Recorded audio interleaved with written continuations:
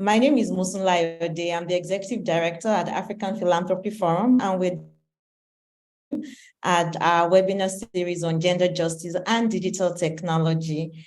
Today's session is themed, We Make Change Happen, Stories of Changemakers at the Intersection of Gender Justice and Technology. And our goal with this series is really to highlight the work that is going on in this space and explore the ways African philanthropists can drive change in this regard. I don't know how many of you are joining us for the first time. If this isn't your first time, you would recall that in April, we started with the very first edition in the series, and we started by demystifying philanthropy, identifying what attempts philanthropy that is strategic and transformative entails in advancing gender justice and digital technology. And today we're ceding the floor to those who make change happen. I'm particularly excited about today's session because we really wouldn't get anything done unless we have change makers who are on the front lines of the issues that we're faced with on the African continent. And so we're going to hear their stories. And these are change makers who are at the intersection of gender justice and technology. In a world where gender inequities persist, where technology often mirrors societal biases, these change makers have risen to the occasion. Through their relentless passion, vision, and unwavering commitment, they have shattered barriers, changed norms, challenged norms, and championed progress. And by harnessing the power of technology, they have harnessed new tools for empowering amplification and revolution. Today, we gather to hear the inspiring stories. We love stories. Stories are a great way of sharing our impact in a way that resonates with our own experiences. And so we're going to delve into the experiences they've had over time, their triumphs, and also we'll listen to their challenges as they strive to create a world where gender justice thrives in the realm of technology. From grassroots activists to innovative entrepreneurs, from groundbreaking researchers to trailblazing advocates, our panelists represent the vibrant tapestry of change makers who are making a tangible difference in the lives of women, girls, and marginalized communities around us. And so as we start the session and begin to explore the intersectionality of gender justice and technology through these people and their stories, we must remain aware that the progress that we make cannot be in silos. Through the panel session, we want our philanthropists and other players in the space to begin to identify the ways they can unite to reshape societal structures, dismantle biases, and ensure that technology becomes a force for equality, justice, and inclusion. So I welcome you to this session. Would love for you to listen, to learn, and to be inspired by the stories we're going to hear today. But we also want to hear from you. So as you're joining in, let us know who you are, where you're joining from, your city, your country, what you do. Just put it in the chat box so that this is interactive. And we're also going to have a session where we're going to have Q&A. You can put up your hand, you can ask questions directly, but you can also put them in the chat, in the chat box. So to lead us in today's conversation, I would like to invite our moderator for today, Tobikile Matimbe. She's the Senior Manager for Partnerships and Engagement at Paradigm Initiative. Welcome, Tobikile.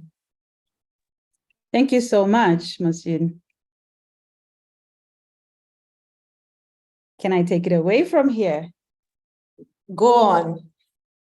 Thank you so much for giving that lovely overview and just bringing us on board, I think, with all our, our attendees who are joining this session. Thank you so much for just laying that foundation. And I will also take it from you and also say welcome to everyone who's joining us today. And the conversation for the day indeed is we make change happen. And by doing that, we're going to share with you some stories of change makers who are working at the intersection of gender justice and technology. And I As been already mentioned, I'm Tobegile Matimbe and do work for Paradigm Initiative, as Senior Manager of Partnerships and Engagements. And I will be, it will be rather my honor or my privilege to be able to welcome other change makers on the call who are going to share with us some stories. So I'm hoping this is going to be, quite relaxed, quite exciting, because it's storytelling, and storytelling about the work that we do, and storytelling about the impact, and also storytelling about the challenges that we are facing. We're also hoping that through this session, the African philanthropy, community will be able to locate itself with regards to supporting the great work that's happening on the continent. There's a lot that has to happen, and just an overview, in case you're wondering what is gender justice. And when we're looking at gender justice, we are looking at the pursuit of equality, the pursuit of fairness, and as well the pursuit of dignity for everybody and for all genders. And that is a critical conversation in this day and age. Looking at the digital age, you find that others are lagging behind while others are progressing. And if you look at the Global Gender Gap Index, you'll be able to see that within Africa itself, we've got vast gaps, and other genders are disproportionately affected. So the change makers that I have today are going to be able to unpack what they are doing. And it's not about, the panel itself, but we're representing not just individuals, but we are also representing organizations that are doing change. We're also representing initiatives that are bringing change. So, over and above us as individuals who are, bringing the change, we are also here to also spotlight some of the great initiatives and, the great work that the organizations are doing. I will turn right into the conversation for the day and invite, the first panelist to introduce themselves. I will start I'll start with Gilbert. And please feel free to take it away, introduce your organization. I will give you an opportunity later on to elaborate the initiatives that you're working on, as well as, what it is that, the community can hear, from you by way of, great strides. So over to you, Gilbert, please take it away. I'll give you a few minutes or a few moments to be able to share about yourself and what it is you stand for. Thank you very much, Tabakili, and I'm happy to be here. Gilbert is my name, Gilbert Beyamba, Director of Programs at Policy. Policy is a CivTech organization based out of Kampala, Uganda, but working across sub-Saharan Africa.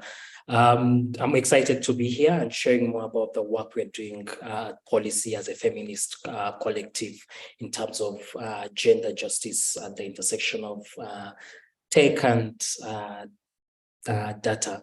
Yeah, back to you, Tabakile. Thank you so much for that quick introduction, and definitely I follow the work that Policy is doing, so I'm super excited to learn more about those strides, how Policy is changing the landscape when we're looking at gender justice. So thank you so much, and a warm welcome. Please relax, and we look forward to your story. I'll turn to Wale. Wale, please, can you also just dive right into it and tell us how change and hashtag change.org or change is going on from your from your area and from your organization. Thank you very much. My name is Wale Ajiboye. I'm calling out of Lagos. Country Director for Change.org Nigeria. Change.org, as you know, is a platform that enables anyone anywhere to use our platform to talk about the issues that they care about. We combine technology with activism, and we use that to enable ordinary people to push change anywhere in the world. Thanks so much. And I've used Change.org at some point in my life, and definitely I'm a good beneficiary of this interesting change that you're bringing on board to the continent. So looking forward to hearing your story as well. I will then close off the round of introductions with I'll call upon Raymond. Please feel free and feel welcome as well to just give us an overview of how you are changing the landscape through your organization, just an overview basically of yourself and your organization. Thank you very much, Matimbe. I hope I've gotten the name correct. Super. Okay, so my name is Raymond Mamata, and I'm joining from Accra, Ghana. And my organization, we are into e-governance and internet governance advocacy activities. And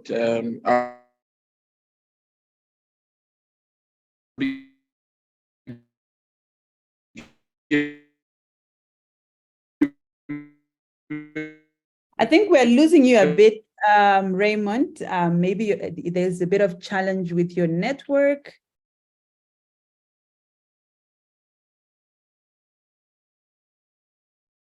Is it better? Much, much better. Thank you so much. Okay, I think I had to put off the video so that the sound can be better. Okay, so I'm joining from Accra, Ghana, and my organization is the E-Governance and Internet Governance Foundation for Africa, which is an entity that we use to do advocacy activities in e-governance, but especially in internet governance in Ghana. Thank you. Thank you. Thank you so much for giving us that background as well, and great work that you're doing in your organization. So as well, I'm looking forward to the insights that you're going to share with us today, and the story that behind the great work that's happening. As you can see, everyone, colleagues, everyone joining us today, we have a good representation. I'm calling in from Zimbabwe. We've got someone from Uganda, someone from Nigeria, and someone from Ghana. So we're going to be able to, get, a good quality of stories, across the continent. So sit back and relax. And at some point, you'll be able to ask questions, make comments, and we'll be able to engage with those. So without wasting much time, I'll, ask my first question, and I'll ask Gilbert to give us, of course, to kickstart the conversation. And I'm going to ask this question across the board because I know that each and every individual and organization is doing a lot of work on this, and I'd like us to be able to, pull out those gems and those diamonds of what you're doing. So my first question would be, what progress would you point at, or what progress has been made by Changemakers across Africa at the intersection of gender justice and technology? What's the progress that has been made? Possibly once you begin to talk about that, progress, you can also sort of like start with an overview of, the challenges, and then that will just, lead you right into, the progress that's been happening over, the past few years, especially when, digital technologies have seized the space and seized how we exist and live our lives. So Gilbert, over to you. Just take it away and give us your thoughts and insights on this. Thank you very much for that. Just to talk about in terms of gender justice and the intersectionality of it and technology. When you look at how societies have grown and how societies have evolved and how we have interacted with technology, there isn't much difference in terms of how the physical realm of societies have been working, especially when it comes to gender justice. When you look at how the societies have been shaped in the sense of being exclusive, leaving certain aspects or certain individuals out of certain decision-making processes, but also access to services, especially when it comes to women and girls. Case and scenario, when you look at the work we've been doing at policy, trying to put a spotlight in terms of how we can be very deliberate in being inclusive in designing these tech platforms.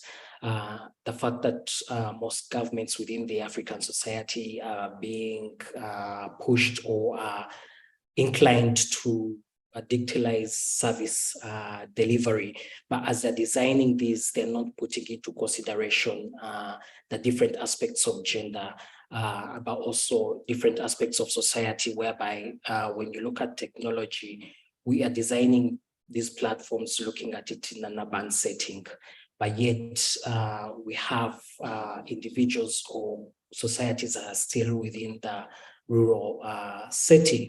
When you look at the times when COVID hit, for example, in Uganda, we're getting into elections. And when we're getting into elections, the Electoral Commission mentioned how people should transition, or electorates should transition to using digital platforms.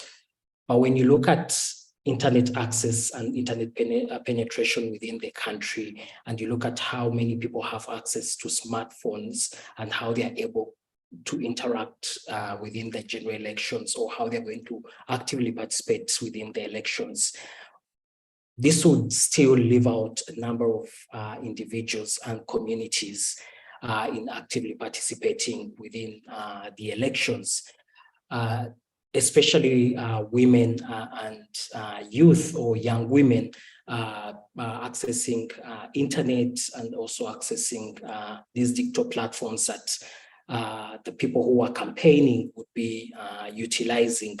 But also, when you look at the way these platforms have been structured, we have more men utilizing these platforms, but bringing in the issues around gender violence against the women that are trying to utilize the platforms.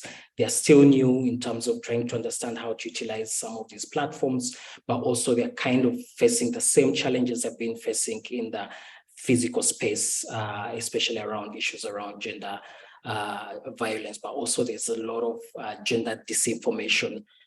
Case and scenario, one of the electoral or one of the women leaders who had gotten onto utilizing spaces like Twitter or Facebook, she was being attacked or targeted because of her marital status, and that was being utilized to discredit her candidature as a political leader in terms of her capability to stand as a woman leader, to campaign favorably or on a flat ground as the male counterpart. This shows the discrepancies that these platforms kind of put women into, but also it shows you that the physical challenges that women and other marginalized groups have been facing are also being transitioned onto the online platform. So this spotlights the gendered injustices that are targeted to specific genders, especially women, young girls, but also the marginalized groups in this scenario. In the cases here, we also look at issues around financial inclusion. When you look at most of digital platforms that provide financial services tend to eliminate or not have enough data on gender data. And this is because of how data has been collected, or from time immemorial, how data has been collected, but also analyzed and stored. When you look at some of the data collection platforms or entities within Africa, they tend to work in a very male-dominated space, whereby men are given more forefront to speak compared to the women. When you go to a rural community in a family setting, a man will be able, as a head of the family, to speak before a woman, or even a woman being given an opportunity to speak. So as the data is being collected, we're leaving out lived realities of certain genders. And that has also transitioned in terms of how these platforms also design their services. So when it comes to financial inclusion, these platforms tend to utilize data that has been mainly provided by a certain gender, excluding other genders in the process of designing these platforms and making these platforms not very user-friendly to certain genders. That's thus increasing the digital or the gender digital divide when it comes to utilizing these digital platforms. But also when it comes to issues around storytelling and utilizing digital platforms for storytelling and sharing lived realities, when you look at the cost of internet access, case and scenario, some African countries have gone ahead to introduce over-the-head tax. In Uganda alone, this was introduced, and that increased the cost of internet access.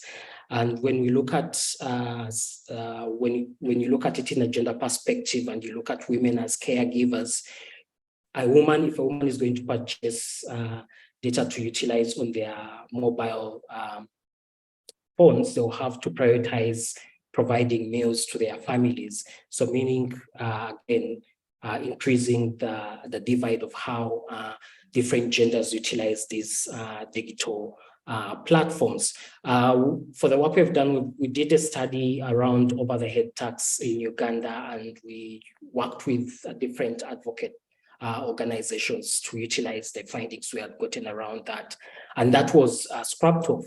But then government went ahead to introduce this tax onto the telecoms, meaning the telecoms are going to increase the costs of internet access to the end user. So then that doesn't also address the issue. For now, Tabakele, I'll leave it at that and give the opportunity to other panelists to also share. Yes, thank you. Thank you so much. You've just painted, the challenges that are being experienced, and I don't think it's a Uganda problem only. I think it cuts across, the continent. When you're looking at taxes and the government just increasing taxes, and that also, turns on the private sector. That private sector also shifts the burden onto, the consumer or the user, and this, kind of like is a barrier. It becomes a barrier, especially when you're looking at the gendered aspect of it. How many women, for instance, are able to, get enough to be able to, acquire smartphones? And not just that, when they get the smartphones, how many are able to get the relevant data to be online? So that in itself is a barrier, and it's something that is definitely a problem. And I look forward to hear what others think around this. And you've kind of also talked about, the migration of, the gendered pandemics that we experience across the entire continent, how, that has migrated to online platforms where, the unsafe offline space that, different genders experience. And I think this definitely, disproportionately affects women. And you'd find that, more and more women, are now being victims online, not just offline. And that is now the new form of, violence against women. And how do women continue to engage online when what they face is a hostile environment? And you kind of touched on that as well. What policy, is also doing, I think, to address that. And I look forward to getting more insights in terms of how policy is addressing this challenge as well. And definitely marginalized communities, I think definitely when we're looking at, the spreading out of, broadband access, or the rolling out of broadband access across our African continent, there are definitely gaps there, and room for a lot of change and for a lot of pushback, I think, by a lot of digital rights actors. And I think, a number of us here are doing, taking strides in that direction. So it's good to, to just get that overview. And I will, at the back of my mind, I'm actually beginning to think what needs to happen then. And in terms of the support, I know that there's been a lot of support within the women's movement for, gender-based violence issues, but at the intersection of technology, I'm actually quite, curious to hear, is there enough support for, the work that we're doing? But it's a question that I'll come back to later on, but I'll move on to you, Wale. What are your thoughts around this, the challenges that have been already mentioned, or, from your own experiences, and what is the progress, in addressing, gender justice and technology? How is this, dynamic, or this migration of, violence against specific genders, being alleviated or being dealt with? And what are you up to in with regards to, this whole conversation? All right. Thank you very much.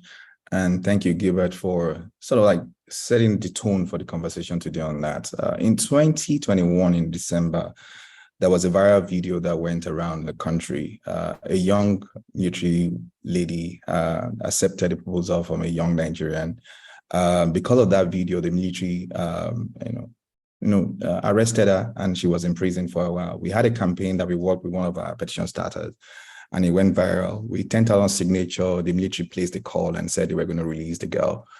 the lady. I think for me, that was interesting to see, because if you understand the power dynamics, particularly with the military history of Nigeria, you would have assumed that wouldn't even move them at all. But to have a platform that would enable people just to like use their voice and allow a change to happen, for me was the beginning of my trust in how we can move digital advocacy from the streets, into a digital platform, because in many ways it has removed the power distance.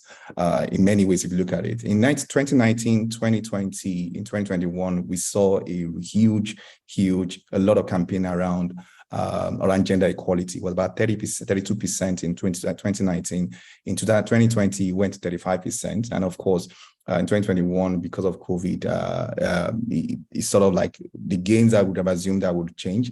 It also sort of like increased in terms of the engagement. We had about 49% in terms of the number of popularity of how people saw gender equality or gender issues.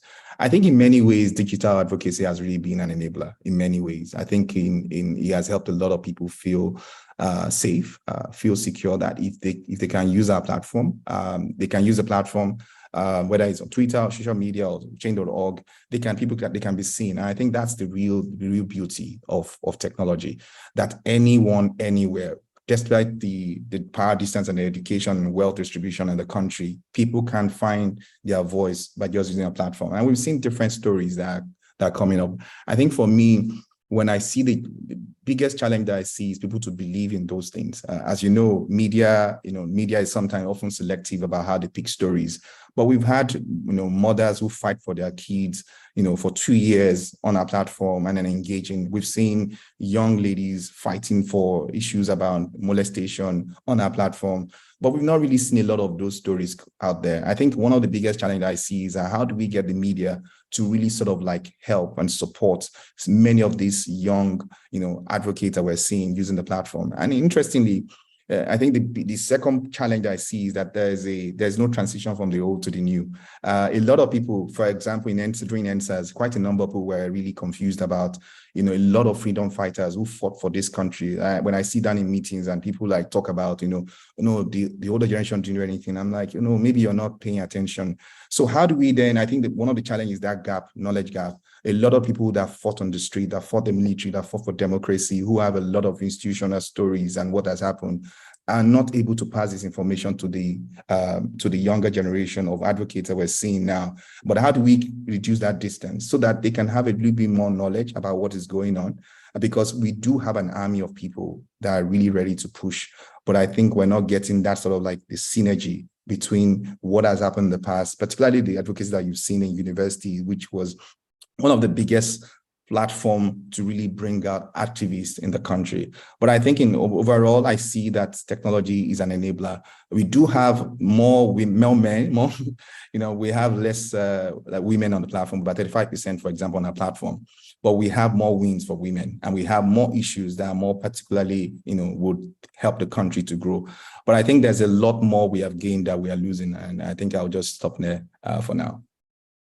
All right, meaningful strides, seeing more and more women, use this kind of platform. You've just given us an overview of, something that can plug in and address some of the society's problems that we're experiencing across the continent, be it in education, be it in health, across the board, but using technology to be able to, to push across an agenda or to push across a cause. And that's what change.org generally, gives. It empowers, communities to be able to, spotlight their voice or, project their voice out there. So you've mentioned something as well that is, I think just drawing from what Gilbert said earlier and just flowing into your, into your reflections, the fact that women more and more, they're getting access, but they're not where they're supposed to be. There's definitely that, in gender disparity, that gender gap. So but one thing that I'm taking away from, your reflections is that technology is that powerful to, it can, elaborate voices. It gives people an opportunity to speak out the vast benefits of technology. That's what I call it when I'm talking about the internet or I'm talking about technology. I talk about the vast benefits, and it's this kind of benefit that we want to see, you know, spreading across all genders, no one being left behind. And I take it that there's a lot more that needs to be done to capacitate, everyone in our communities to ensure that they get the relevant skills to be able to make use of technology to push across, different things, agendas, or rather, in a democratic scenario, you really want democracy to prevail. This is our wish on the continent. So how can we do that? We leverage technology. So thanks so much for those reflections. I'll come back to you at some point as well, and I will ask Raymond to also, weigh in on this, the challenges and, the progress that has happened. Already, Wally has told us that there's some progression with regards to using, technology, for wins or for benefits. So, what is your take on this? Thank you very much. I will start my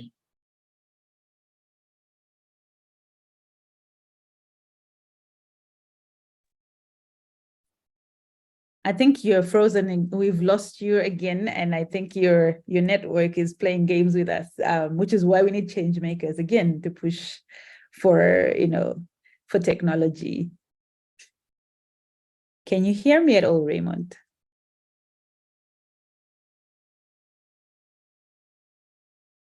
All right, so while we're waiting for Raymond to, jump back onto this conversation, he's probably going to pop up at some point while I'm talking or while somebody else is reflecting, but it's okay. Please bear with us and let's bear with Raymond's network. I will then, just come back again, possibly with another question, just to, flag out more issues around, the conversation that we are having. With the, we know that technology is fast-paced. Technology is ever evolving. So I'm curious to know, what policy is doing to, keep abreast of these changes and make sure that as we go through these new innovations, specific genders, or let me just focus on women and girls, that they're not left behind. What is policy doing? What innovations have been put in place, or what is taking place? I know you kind of laid down the foundation and touched on challenges that are happening and how women as well are being forced to self-censor and not being online. So I'm curious to know what technological advancements or innovations that policy has come up with as well to kind of, address this concern. Thank you very much for that. I think for us, it's basically making sure that first and foremost, voices from within the global south are amplified at a global level when it comes to issues around tech development, but also in terms of how these platforms are being part and parcel of our lives.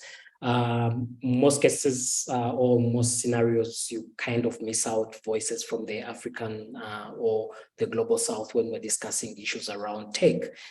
Case and scenario, when you look at issues around ChatGPT or artificial intelligence, there's little or less information or body of knowledge within the global south. So what we've tried to do at policy, the fact that we work at the intersection of tech design and research, we make sure that through our research, we build a lot of body of knowledge that helps us to amplify the voices within the global south. So some of our research work that we have done, for example, with support from Internet Society Foundation, we did a study on how languages are being utilized when you're developing these tech platforms. You and I know we have so many indigenous languages within Africa. The last time I was talking in Kenya, they have beyond Swahili that we commonly know and English that is commonly used. They have more than 20 languages. In Uganda alone, we have more than 50 languages. But when you come to utilize some of these tech platforms, for example, Zoom only utilizes English. And if you're going to find other languages, you're going to find either Spanish or French, and that is if you're lucky. And that is the case for most of these platforms. But yet again, we expect our communities to also jump onto these platforms and utilize them for the betterment of society. So some of the things we've done is to highlight some of these gaps when it comes to platform development or tech platform development in terms of how they're not user-centric when it comes to the Global South communities. The other element we've done is also to highlight more in terms of some of the gaps or the challenges that affect women and young girls in utilizing these platforms. I had alluded to it in my previous submission in terms of when it comes to general elections, how women were struggling to utilize tech platforms because of the so much violence that they face when utilizing these platforms. We haven't stopped there. We've made sure that we constantly do a lot of studies in terms of highlighting these challenges, but also make sure that this gets into mainstream media. So collaborating a lot with mainstream media to make sure they understand and they're able to disseminate our research findings when it comes to issues around tech-facilitated violence beyond GBV, but also issues around censorship, disinformation, gender disinformation, and also surveillance. For example, during the COVID pandemic, most governments were putting out resources for innovators to develop platforms that can help track COVID patients. But in there, during our study, we realized some of these platforms are utilized also to do surveillance onto the communities. When you look at most studies that have looked at COVID and how they tracked patient zero in most countries, you notice that person was discriminated or either shunned away from the communities that they were in. But this was facilitated by these platforms that were developed so that they hunt down or they pin down that patient zero, and that patient zero information is put out in the open, making them become an outcast within their own communities. Yet these platforms were supposed to help them get the services they needed to get the treatment, but yet they were now making them outcasts in the communities. So some of these issues, we highlight them a lot in our reports. We've done a study on digital extractivism, looking at how big tech platforms are utilizing their social media platforms or platforms that they have developed, like Twitter, Facebook, Uber, in our own local context, Safe Border. These are digital platforms that are either supposed to facilitate communication or economic empowerment, looking at job creation. But however, these platforms are mining the data from the citizens, and they're not giving back the data, and they're not informing the citizens or the communities what kind of data they are mining from them. And we've seen people who have access to this data, because now it's becoming centric to the big tech platforms, are utilizing it, either selling it to third party to target the communities, or even exclude the communities in some cases, which also lead to gender discrepancies in terms of how these platforms are also designing these platforms to kind of eliminate certain genders from utilizing the platforms. So for us, utilizing the research body or the knowledge we get from our research kind of helps us to amplify some of these challenges, but also help us to co-create with the communities. So for example, our amplified abuse studies that we've done both in Uganda and Kenya, looking at how women politicians are utilizing these tech platforms, we noticed that there was a lot of gaps around digital safety and security for the women in terms of utilizing these platforms. And we've gone ahead to co-create with this community of women to develop a program which is called Vote Women, where we're working with women councillors at grassroots level to understand and also be able to be digitally resilient when they're utilizing these platforms, to make sure that they know how to keep safe online, to know what information to share and what not to share online, to make sure that issues around surveillance and gender disinformation are addressed or are able to be addressed within the constituencies that they work in. Because when they understand this and they have their own lived realities, they're able to develop policies and do more human-centric consultations with their communities so that they develop policies that address some of these issues. my colleague had mentioned about young people utilizing these platforms. We also noticed that there's a lot of violence, but also when it comes to young women, especially issues around reverse pornography, where young people's nudes, especially women, are shared by young men on platforms due to revenge or misunderstandings and things like that. And we've developed a program to make sure that we help young women, especially at university level, to understand issues around safety and security. And in this, we've spread out the program in Uganda and Tanzania as we scale it up to other countries like Senegal and West Africa, depending on where the need is. And with this program, we're able to, first of all, interest more young women into the digital space. To understand, you don't have to have a coding background to get into the digital space, because scaling is also key when it comes to addressing some of these issues. So, but also on top of that, to also make sure that they understand how to keep safe online, and also to understand issues around misinformation and disinformation. So designing such interventions help us to reach the target audience, which are women and girls, but also marginalized groups on issues around keeping safe online, but also making sure they get the most out of this platform. The other element, especially around working with marginalized groups, I know there's a law in Uganda here that limits me in terms of sharing much more about that, but we've worked with these communities, especially for them to have an understanding on their data in terms of how data is collected. Between you and I know data collection is really centric by certain government entities, but also their data collection tools are not very inclusive. So we're empowering these communities to have the skill set to be able to collect their own data, but also to make sure that they utilize their data for advocacy. So utilizing these tech platforms to get the most out of it so that they can advocate for better service delivery of the communities that they work in. I can go on and on to share some of the initiatives we're working on in terms of how to address some of these gaps, but also how African communities or people from the Global South can utilize these platforms and amplify their voices.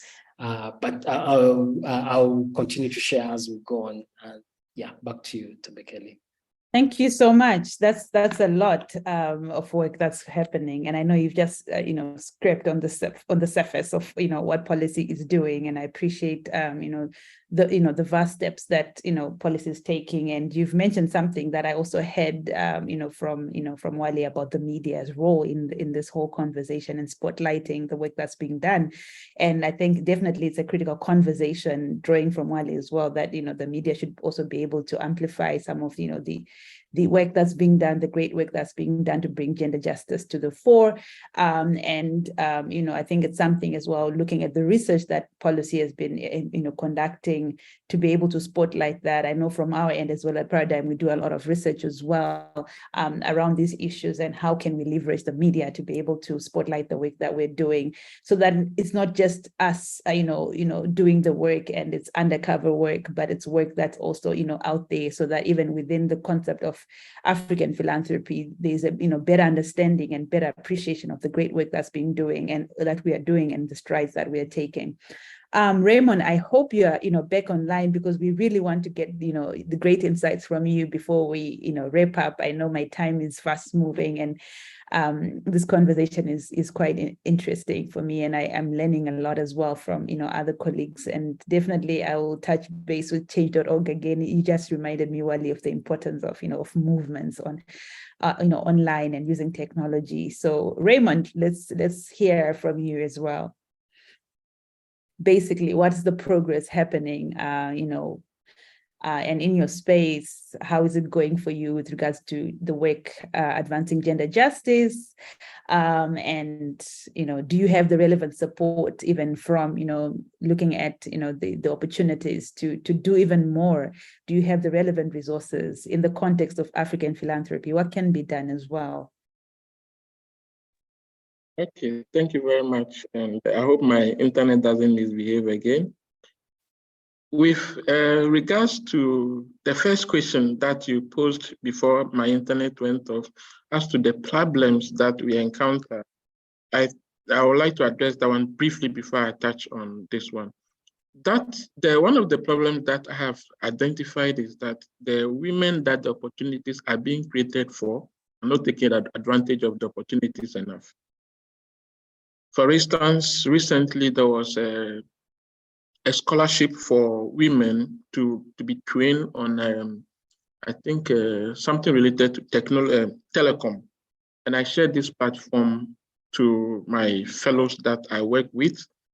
And out of over 50 fellows, only one person responded to me that he has seen the opportunity, and only one person has sent me a certificate of completion. So I think this is a clarion call for us to make more noise in quotes, for the women to know that the opportunities are out there. Nobody is preventing them from taking advantage of the various opportunities that are there, but they should make sure they take advantage of it. There are certain fellowships that are created, and they said only women should apply. So on my page, once you post something, people will start asking that they want to change their name, they want to change the agenda to become a woman so that they can take advantage of the opportunities. But the women are not making use of these opportunities well enough. So I want to use this opportunity to challenge them. They should do better, else we'll withdraw all the opportunities that we are giving to them. That's on a lighter note anyway. Okay, so from our side, we are making all efforts to be able to include women in our various activities and advocacy works. One of them is so my organization, we organized the Ghana School on Internet Governance, which the 4th edition is presently ongoing as we are having this conversation. It's ongoing in the background house I'm here. And one of the things that we do with this is to separate how we select the ladies. So we do not rank the ladies alongside the men. So when we have them selected, we segregate them so that we can have enough room for the ladies to be selected into the fellowship. So like this year, we've gotten almost 300 applications, and out of that, only 50 were ladies that were selected, that applied, out of close to 300. And out of these 50, we have selected about 10 out of them. And out of the remaining 250, we have selected only 30. So if you do the ratio, you see that the number of applicants versus the number of those who are selected, we've given more room to the ladies, more than the men. So these are some of the things that from our angle that we are doing to make sure that the ladies get engaged, and that this brings in the gender equality, addressing the issue of gender inequality and gender inclusion. With regards to the problems that some of us encounter, I don't know if this is an African problem or whatever it is. We are a new initiative. We are in our 4th year. And when we started getting a lot of attacks from people who we even expected to rather support us. They think they are the ones supposed to be doing it, and we have rather started it. So instead of supporting, they started rather writing mails against us instead of showing support. Then another problem I have noticed is when you are doing initiatives in an environment that is not so-called known, people are not readily willing to give funding to the people. And on this, once I mention funding, I want to acknowledge the effort that your GS has been doing for us. Mr. Gbenga has been really supportive of EGICFA from day one when nobody even believed in it. So you can take the message back to him that I have acknowledged his effort, right? So people are not willing to support. I've been chasing one organization for 4 good years up to today, just to give us funding to support our engagement activities. And we are into internet governance activities. Mainly, that is what we are doing. So we organize the Ghana School on Internet Governance. So these are some of the basic challenges that we face. And because we are not doing anything like, let's apply clothing to the less privileged, let us go and, I'm not saying those are the less important ones, but these are the more known activities that most NGOs do. But we are not in that space. So a lot of support does not easily come in. So these are some of the very challenges that I have noticed from our side. Thank you so much for highlighting the need for support and support and support. I think I'll rehash that, support and more support. And it's good that you also touched on the fact that, you know, there's a deliberate effort from your side to kind of like custom make programs that are going to dig deep into, you know, capacitating women and what they need to do. And that is very important. I will also, you know, echo the importance of, you know, even all actors in the mix, all of us here as well, to be able to, you know, blow the trumpet so that women get the relevant information. Because I will say for a fact that, you know, looking at the conversation we're having, the gender justice element of it, when we're looking at how it interfaces with technology, not all women have access to digital technologies, and therefore they do not have access to the relevant information, and possibly sometimes even the information around fellowship programs and, you know, internet governance forums and the benefits. And somebody said at some point that, you know, in another country that, look, we can talk about digital technologies, but the real bread and butter issues are still critical when we're looking at the problems that women face. So how do we break those barriers, you know, as actors? How do we continue to rise above these challenges? We need to actually, you know, team up, support one another, you know, amplify each other's voices, make use of the media. And also be able to make sure that what we are producing and what the good work that we're doing is out there, so that others also see that great work and are able to support it. And definitely, I appreciate the fact that I think there's need for more resourcing and resources for this work to go further, so that we're able to reach even those communities that, you know, are underserved, they are marginalized, etc. Very critical when we're looking at how we can, you know, bridge the gender gap in our communities. I think I will allow, you know, everybody who's been following this conversation to, you know, get an opportunity to ask questions or share comments, and then we can take it from there. So there we have it. These, you know, are the reflections from, you know, the change makers on this call. What do we think? I know that you know, there's some few comments in the chat. I've seen someone was also agreeing with you, Raymond, around, you know, amplifying our voices and, you know, making more noise, and that's really important. So if anyone has a comment to make, feel free to drop it in the chat or do raise your hand. I'm sure there's a, you know, I see the reaction function at the bottom of, you know, of my screen, and I take it it's also the same on everyone's screen. Feel free to raise your hand. I'll just go around the room and see if there are any reflections.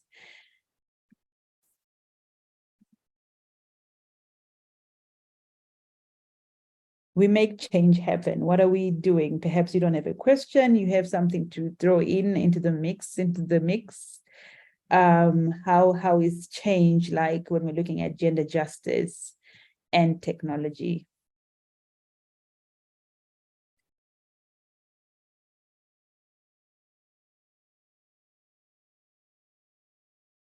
Thanks, Wayme, for your comments around amplifying our voices. I don't see a question yet.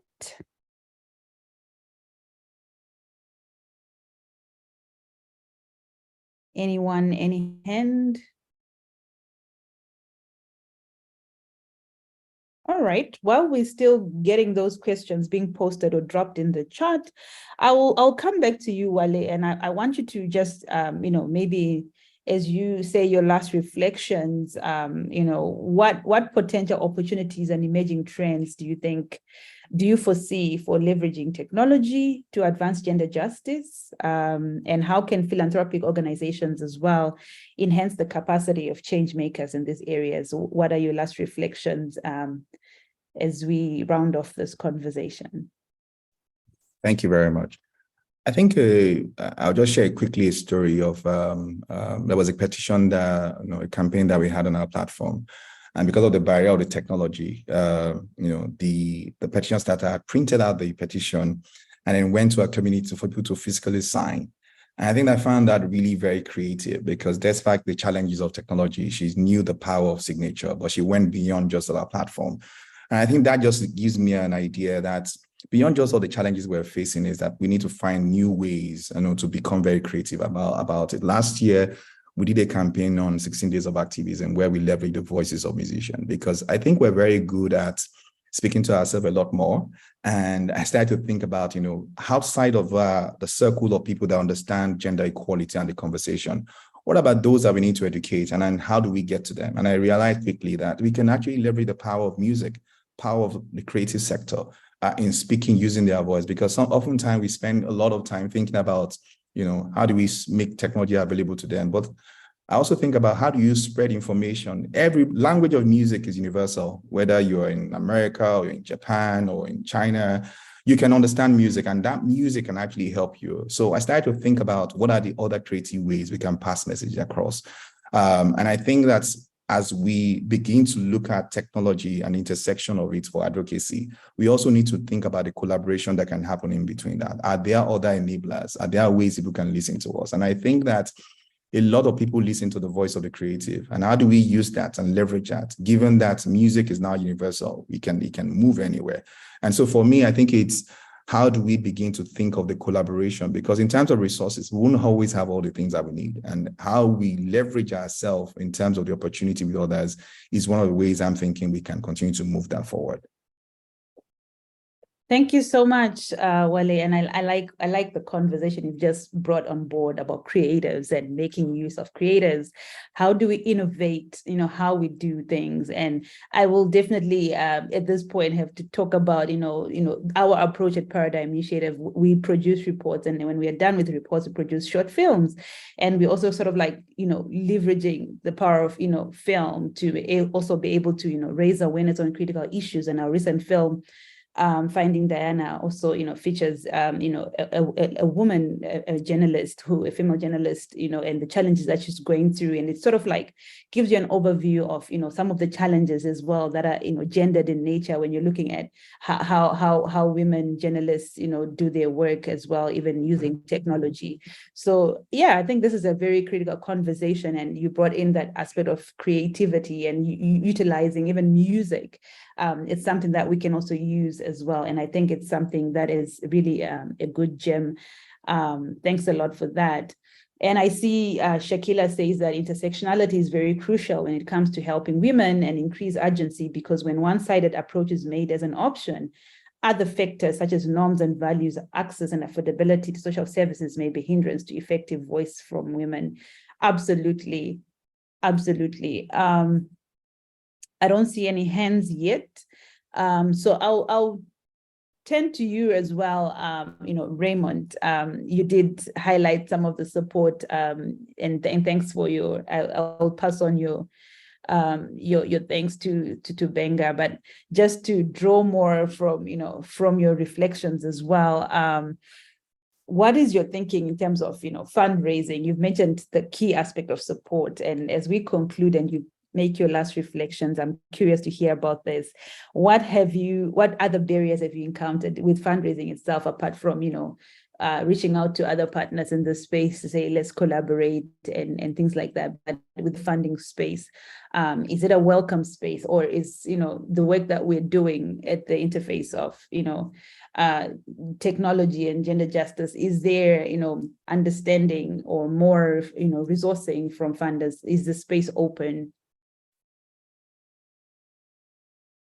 Okay, thank you. So with regards to funding for gender justice and technology, I think it is an interesting space to be funded.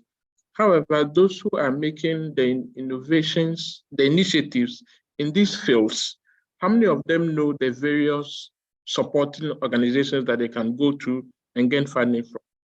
That's one of the questions that we will be looking at from. So for us, we had to fall on those who are already in the ecosystem, like I mentioned already, Benga, and he was able to connect us to some few organizations. So the awareness, that is the first thing that I think, the awareness as to where to go and get funding from where. Then two, I think some of the funding organizations too, their requirements are tough. You're applying for a funding and they ask you to provide your grandfather and grandmother's name. The request for certain things that you wonder how possible could they be requesting for all this. So these are some of the things that I think. So it would be very good for us to share among ourselves, know ourselves, and share where we can go to and to get what funding. And most especially, the process of making the funding proposal is also a very important thing, because a lot of people can see a funding, but they wouldn't be able to even sit down and make the funding proposal meet the requirements of their donors. So these are some of the very important challenges. These are some of the important things we need to know, and it's a problem. So those who have the experience in this, they should be able to share with those who do not have some of these experiences, so that we can all flow easily when it is time to get some funding for our activities. Thank you so much, Raymond. I like your closing reflections, because they're kind of like taking us, to that place where we're landing the plane. But one key thing that I picked from you is that definitely, fundraising, it's not easy out there, and there's need for, that holding each other's hands and supporting each other in the process. And I always say when I'm speaking to some colleagues that, look, there's a lot of work. There's no need, if you have a little bit of experience, for you to keep it to yourself without sharing with the next person. So that's a good challenge, for us as change makers, that whatever we're doing, we need to be able to support each other, to be able to do more work, and to be able to reach more impact, because the work that we're doing is not for ourselves, but definitely is to bring about change. And especially when you're looking at gender justice and technology. In fact, the whole conversation of tech is seemingly the preserve of a few people, and because of the marginalization that is already in existence. So there's need for for more actors to be able to blow the trumpet, make that noise that we've been talking about, so that the work that we're doing has greater impact. So it's very important. And I remember at the Digital Rights and Inclusion Forum, which we convened as Paradigm Initiative, we had a session called Meeting Funders Full Circle, and we had, a few funders were there and as well. And, there was that kind of reflection that you brought on board, that sometimes is tough, the funding proposals, it's a bit hectic, but guess what? We are in safe hands. We are, convening here under the banner of the African Philanthropy Forum. So I think they definitely, taking note of, some of our, our reflections as well, so that I think that knowledge gap can be breached as well, so that, all the actors that are at the realm of advancing gender justice are able to get the relevant information that they need, and to be connected to the relevant funders for some form of support. So thanks so much for those reflections. So yeah, Gilbert, do you also want to jump right in and conclude for us? We've got a few more minutes, about 5 minutes, I think, before I hand over to Mosun. So share with us as well, what are your reflections? And I know you've talked about language and technologies to a certain extent and the barriers that are there, but I would also want to, as we close, also to hear from you in terms of the funding landscape as we conclude. Are we putting ourselves out there? You've mentioned a lot of research. Is this research available within, within the African philanthropy context? Is this information being accessible by people who need to see the impact of our work? Touching on that as well, are we reporting impact? Because sometimes maybe we don't do enough to report impact, so that those who want to support our work say, yeah, that works. I think they're doing a lot of great work. So I hope that's not a difficult one. Measuring impact and fundraising, and how can we be supported if we are not being, if we're not reporting our impact? Yeah, thank you very much for that. Looking at the question and also the space that we work in, the tech space, which is very agile in terms of things changing. Every night there's something new developing in tech. I think for me, in terms of talking about our impact or reporting our impact, it will come back to a lot of collaboration, because the more we collaborate, being in each other's space, because we can't cover the whole continent, Africa, we're very small organization. So the more we collaborate, the more we share our experiences at different platforms that each of us has, kind of helps to also elevate and also amplify impact that we're doing within our communities, which is very, very key when it comes to collaboration. So I feel like also the funding entities should be providing space where people come into consortiums and work in different spaces or tackle these issues, because it's very costly for policy to do a research that would cover the whole of Africa, however much we want to work across sub-Saharan Africa. Because when you look at Francophone and Anglophone, the different dynamics in working in these environments. But if we collaborate and we're working on a specific topic, it helps to amplify the voices, but also amplify the impact that we have in these different communities. But also being very innovative that people are working this space. We've talked about creatives. We like doing a lot of gamification, trying to gamify our either trainings or our toolkits. So for example, we have a digital safety tea game that helps young women and marginalized groups understand how to keep safe online by just playing a game. And also this was a research that was transformed into a game. So us also being very innovative, where we talked about using musicians and the creatives and all that, that also kind of helps to reach out to these communities, but also helps you to track your impact, because as you innovate and you're tracking how many people listen to the song, how many people are playing the game, you're also trying to gauge, am I really creating impact in this community? Because these tools also kind of facilitate an easy way of tracking the impact that you're creating into the community. So for me, it's two things, being creative and also collaboration. Thank you. Thank you so much. Being creative, I think it's definitely something that we'll take away from here. I've posted digital safety as well in the chat, and I see Wale has also posted something in the chat. I've also kind of posted as well, Finding Diana, our short film that you can also interact with for the community here. And yeah, special thanks, to you all for the great work that you're doing. I will, I think, wrap it up at this point, and I don't see any last questions, but I'll ask again in case one person has a burning question that they want to pose before we wrap it up. I don't see any other comments in the chat, and I don't see a raised hand, but just comments, and someone was definitely agreeing with the importance of measuring impact.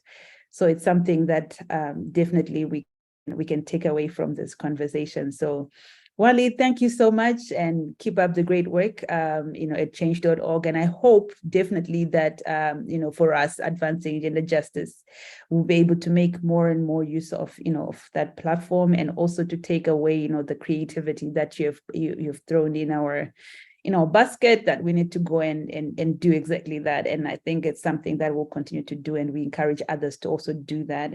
And yeah, thank you so much, Raymond, as well, for your reflections, and for the great work you're doing with the fellowship program, and making sure that more and more women as well have opportunities that that will advance them in this conversation when we're looking at technology. I think it's definitely something that is very important. And Gilbert as well, thank you so much for the work that you're doing at Policy, that feminist approach to things, and the different tools that you're coming up with, and definitely ensuring that women get the relevant skills that they want to do, especially as well addressing women in politics. I think there's also a whole lot of work that you're doing around that work, and the different creative tools that you're utilizing to be able to do your work. I've interacted with digital safety. I love it. Of course, yeah, we've collaborated on this, and definitely kudos to Policy for the innovation that came with it. So continue to do more creative things. I think definitely young people love these things, and women also love these tools. Also, it's also a lighthearted way of, getting over some of the challenges that, that you face as a woman, and some of the expectations brought about by societal norms, etc. So it's definitely important to be creative in this space. So there you have it, everybody. I think we've had a very interesting conversation, and great panelists, great change makers, making use of technology, and also making sure that they impart skills to the communities that we are part of. So yeah, I hope we'll go and do our part, and also be able to, put our hands on deck. I'm telling you, there's a lot of work to do around this conversation. So it's really important. So over to you, Mohsin. I hope this conversation has been quite engaging, but we'll hear from you just now. So shortly, over to you.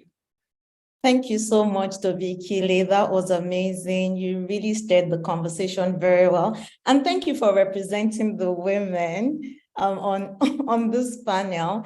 And we would very much like to thank Gilbert, Wale, and Raymond for the stories you've shared, the experiences, and also letting us know what your challenges are. And I would say for being men that support women. I have to say that the universe conspired against APF for this session, because for some reason we're very inclusive. I'm sure those of you who know us know that. But for some reason, the women just were not available, but the men were. So thank you to the men for showing up and speaking to the great work that you're doing to create opportunities and advance opportunities for women and girls, and Tobikile for Paradigm Initiative and the work that you're doing as well. Amazing. Thank you very much. And thank you for the resources that you shared as well. And I'll say my thank yous, and then I'll hand over to Nasri, because I want her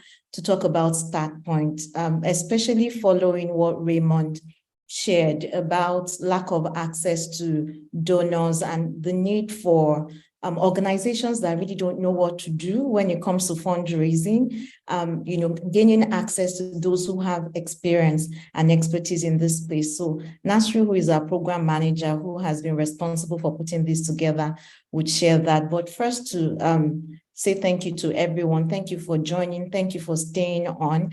Thank you for people who joined from all over. I see Urgent Action Fund for Africa, Joanne. Thank you. Heather from DC at the Milken Institute. Thank you very much. Wayme I think she deserves a gift. She's been so active in the comment section. So thank you for your contributions. And I believe we had Janet, we had Shakila. I hope I pronounced that right. We had, and there's someone from Uganda as well. We have Kenya. We have a good representation. There's someone from Afrobarometer in Rome. Thank you so much for joining. And I have to respect my elders on this call. We have Kole Shetima. Kole has decades of experience in this space, and he heads MacArthur Foundation in Nigeria. Kole, thank you so much for still being on the call. At some point, I saw my board member, Puti, sign on, and we had a board meeting this morning, 2 hours, and she was still able to sign on for this. So I'm super grateful for her support and the amazing support of our board members as well, and to Ford Foundation for supporting this effort. It's also important to acknowledge the work of the amazing team at APF. You're seeing Nasri visibly and you hear from her, but there's also Emily in the background. There's Toby, there's Kenneth, there's Tosin, there's Hope, there's Yinka, all getting work done. So thank you very much. And I know we're in minute above time. So Nasri, if you could quickly speak to Start Point and welcome everyone to visit the platform and round it up for us. Thank you, everyone. Thank you, Mohsin, and thank you to our moderator and our speakers. It's been a pleasure putting this together, and I hope this is just the first of many more engagements that we'll be having with you around this and many other topics that are really relevant and pertinent to the continent. I'll speak briefly about StartPoint. I'm just going to put in our chat, our website for StartPoint. StartPoint Africa is basically a platform that connects viable, credible African-led organizations with funders. It is free. You simply have to apply using the criteria that is on the website, and you gain visibility on the website to be able to connect with funders. And on our side as APF, our work is now to direct funders who are looking for organizations doing good on the continent, working hard on the continent, and there are many. And they're seeking funding, they're seeking visibility. So we have this platform. Please use the link that I've provided in the chat, and we are available to speak to you or to give you more information as you require. And we think it is really an important thing, and we hope that you find it useful. Thank you.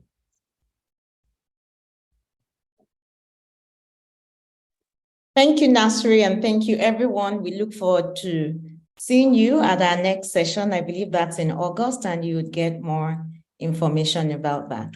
Have a good rest of the day. Bye-bye. Bye. Thanks, everyone. Thank you. Thank you. Thank you.